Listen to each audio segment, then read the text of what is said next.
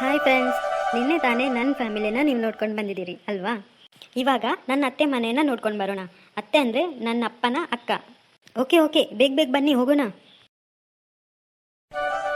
ಏನೋ ಹೇಳ್ತಿದ್ದೀ ರಾಜು, ನಾಳೆ ನೀನು ಬರ್ತಿದ್ಯಾ? ಸರಿ ಕಣೋ, ಸರಿ. ಹ್ಞೂ ಹ್ಞೂ ಟ್ರೈನಲ್ಲಿಯಾ? ಬೇಡ ಕಣೋ, ಕಾರಲ್ಲೇ ಬರ್ಬೋದಲ್ಲ. ಹ್ಞೂ ಸರಿ ಕಣಪ್ಪ, ನಿನ್ನಿಷ್ಟದಾಕೆ ಮಾಡು, ನೋಡ್ಕೊಂಡು ಬಾ.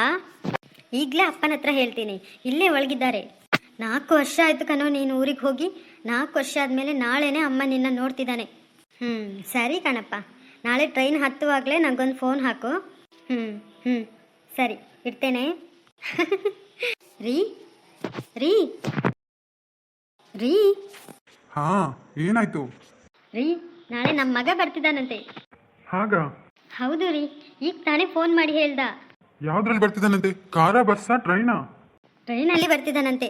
ಕಾರಲ್ಲಿ ಬಾ ಅಂತ ಹೇಳ್ದೆ, ಆದರೆ ಕೇಳ್ತಿಲ್ಲ ನನ್ನ ಮಾತನ್ನ. ಹಾ, ಇರ್ಲಿ ಟ್ರೈನಲ್ಲಾದ್ರೂ ಬರ್ಲಿ. ರೀ, 4 ವರ್ಷದಿಂದ ಕೆಲಸ ಅಂತ ಹೇಳಿ ಮನೆ ಕೂಡ ಬರ್ದೆ ಅಲ್ಲೇ ಇದ್ಬಿಟ್ಟ. ಇನ್ನು ಅವನನ್ನು ಬಿಡ್ಬಾತ್ರಿ.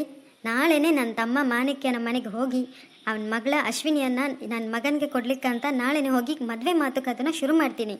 ಹಾಗಾದ್ರೆ ಮಾತ್ರ ನಮ್ಮ ಹತ್ರನೇ ಇದ್ದು ಇಲ್ಲೇ ಕೆಲಸ ಮಾಡ್ಕೊಂಡು ಇದ್ಬಿಡ್ತಾನೆ. ಏನು, ನಾಳೆನೇ ಮದುವೆ ಮಾತುಕತೆನ ಶುರು ಮಾಡ್ತೀಯಾ? ಬೇಡ ಶಾಂತಿ, ರಾಜು ಬಂದ್ಬಿಡ್ಲಿ ಮೊದಲು, ಆಮೇಲೆ ನಾವೇನಂತ ಮಾತುಕತೆ ಮಾಡಿ ಮುಗಿಸ್ಬಿಡೋಣ. ಯಾಕ್ರಿ? ಅಶ್ವಿನಿಗೂ ರಾಜುಗೂ ನಾವು ಚಿಕ್ಕ ವಯಸ್ಸಲ್ಲೇ ಮದುವೆ ಮಾತುಕತೆನ ಹೇಳಿ ಮುಗಿಸ್ಬಿಟ್ಟಿದ್ವಲ್ಲ. ಅಶ್ವಿನಿಗೂ ರಾಜುಗೂ ಮದುವೆ ಮಾಡಿಸ್ಬೇಕಂತ ಈಗೇನು ಈ ಥರ ಹೊಸದಾಗಿ ಮಾತಾಡ್ತಿದ್ದೀರಾ? ಹಾಗಲ್ಲಮ್ಮ, ಅದು ನಾವು ಅವ್ರ ಚಿಕ್ಕ ವಯಸ್ಸಲ್ಲಿರುವಾಗ ನಾವು ಮಾತಾಡಿದ್ದು. ಆದರೆ ಈಗ ಅವರು ಬೆಳೆದು ಬಿಟ್ಟಿದ್ದಾರೆ.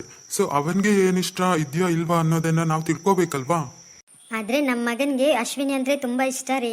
ಯಾವಾಗಲೂ ಫೋನ್ ಮಾಡುವಾಗ ಹೇಗಿದ್ದಾಳ ಅಂತ ಕೇಳ್ತಾನೆ ಇರ್ತಾನೆ. ಇರ್ಲಿ, ಆದರೆ ನಾವು ಈಗೀಗಲೇ ಸಡನ್ ಆಗಿ ಮಾತುಕತೆ ಮಾಡೋದು ಬೇಡ. ಮೊದಲು ಅವ್ನು ಬರಲಿ.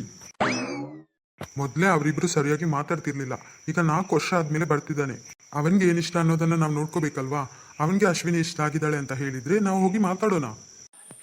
ಸರಿ ರೀ, ಆದರೆ ಅಶ್ವಿನಿನೇ ನಮ್ಮ ಮನೆ ಸೊಸೆ. ನನ್ನ ಮಗನ ಬಗ್ಗೆ ನನ್ಗೆ ಗೊತ್ತಿದೆ.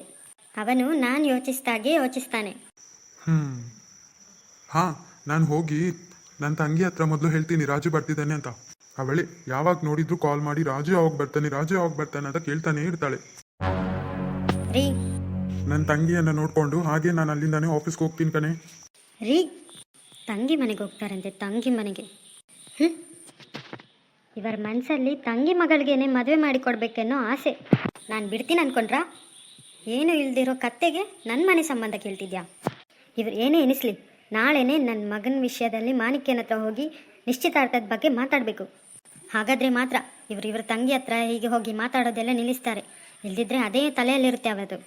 ಮಗಳನ್ನ 11ನೇ ಕ್ಲಾಸಲ್ಲೇ ನಿಲ್ಲಿಸಿ ಅದಕ್ಕೆ ಮುಂಚೆ ಓದಿಸ್ಲಿಕ್ಕೆ ಹಣ ಇಲ್ಲದೆ ಹಾಗೆ ನಿಲ್ಲಿಸ್ಬಿಟ್ಟು ಮನೆಯೊಳಗೆ ಕೂತ್ಕೊಳಿಸ್ತಾಳೆ. ಇವಳಿಗೆ ತಿಂಗಳಲ್ಲಿ ಲಕ್ಷಗಟ್ಟಲೆ ಸಂಪಾದಿಸೋ ನನ್ನ ಮಗ ಬೇಕಾ? ರಾಜು ಬರಲಿ, ಇವರನ್ನು ನೋಡ್ಕೊಳ್ಳಿಕ್ಕೆ ಕೂಡ ಬಿಡಬಾರ್ದು. ಇವ್ರ ಬಗ್ಗೆ ಎಣಿಸಿದ್ರೇನೆ ಟೆನ್ಷನ್ ಆಗ್ತಿದೆ. ರಾಜು ಬರೋದನ್ನು ಮೊದಲು ಮಾಣಿಕ್ಯನ ಹತ್ರ ಹೇಳಬೇಕಂತ ಅನ್ಕೊಳ್ತಿದ್ದೆ. ಅಷ್ಟರಲ್ಲಿ ಏನೇನೇನೋ ಆಗೋಯ್ತು. ಈಗಲೇ ಫೋನ್ ಮಾಡಬೇಕು, ಮೊದಲು ಅವನ ಹತ್ರ ಹೇಳಬೇಕು. ಅವನು ತುಂಬ ಖುಷಿ ಪಡ್ತಾನೆ. ಹಾಯ್ ಫ್ರೆಂಡ್ಸ್, ನನ್ನ ಅತ್ತೆ ಮಾವನ ನೋಡ್ಕೊಂಡು ಬಂದ್ರಲ್ಲ, ನಾಳೆ ಇನ್ನೊಬ್ಬರನ್ನು ಕೂಡ ಮೀಟ್ ಮಾಡಿಸ್ಲಿಕ್ಕಿದೆ. ಸೊ ನಾಳೆ ಎಪಿಸೋಡನ್ನು ಕೂಡ ಮಿಸ್ ಮಾಡ್ಕೋಬೇಡಿ.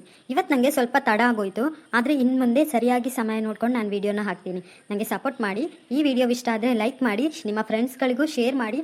ಹಾಗೆ ಹೇಗಿತ್ತು ಅನ್ನೋದನ್ನು ಕಮೆಂಟ್ ಕೂಡ ಮಾಡಿ. ನೀವು ಕಮೆಂಟ್ ಮಾಡೋದ್ರ ಮೂಲಕ ನನಗೆ ಸ್ವಲ್ಪ ಹೆಚ್ಚಿನ ಆಸಕ್ತಿ ಬರುತ್ತೆ. ಈ ಸ್ಟೋರಿ ಒಳ್ಳೆ ಉಂಟು, ಜನಗಳಿಗೆ ಇಷ್ಟ ಆಗ್ತಿದೆ ಅಂತ.